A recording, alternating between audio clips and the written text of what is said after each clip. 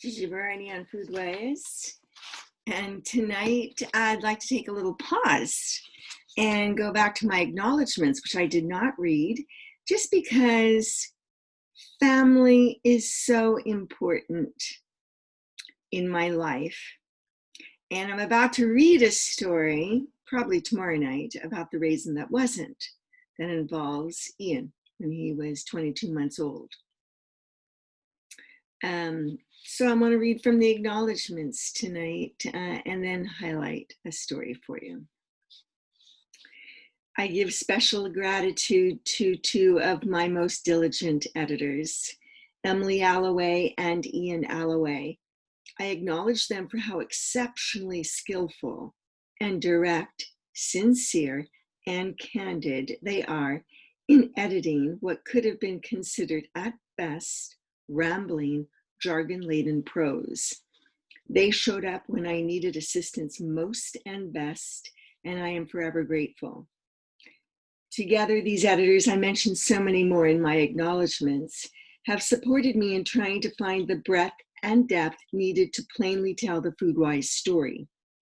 They have helped me clarify the material from scientific articles and investigative journalism that I've used to build a narrative.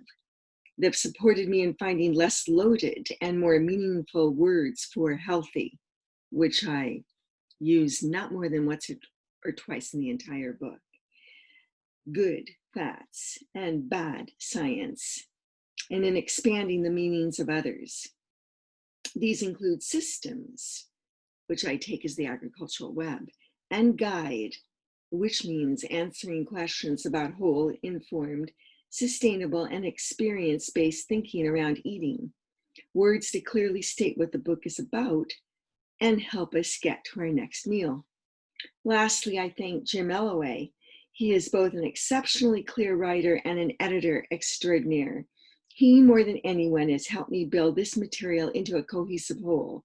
I am eternally grateful to him for his guidance, expertise, and editing, and often with little notice. Gracious and smart.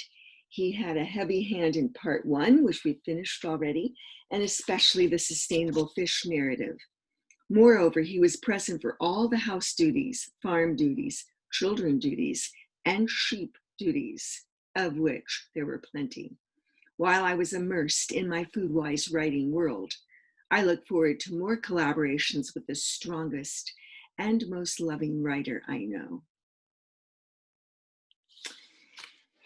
So tonight, the article is written by a professor, and she is concerned about her child in college and what online teaching really means.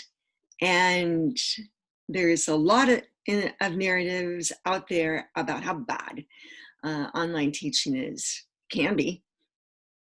Can also be very, very good. And I've referred to that a little bit in these vlogs.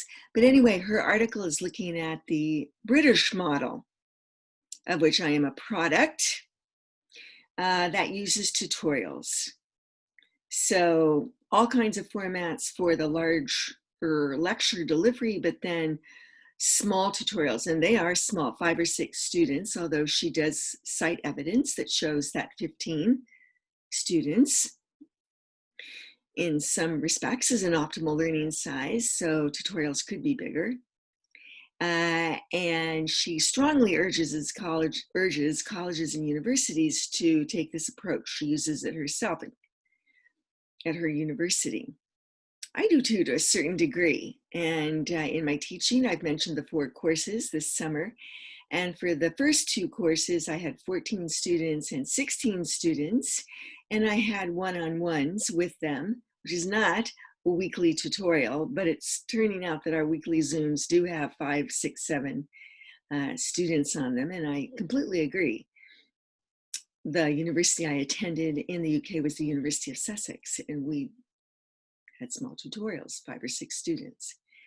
And she is suggesting that this is a way to blend methods, but including an important small group experience. albeit online.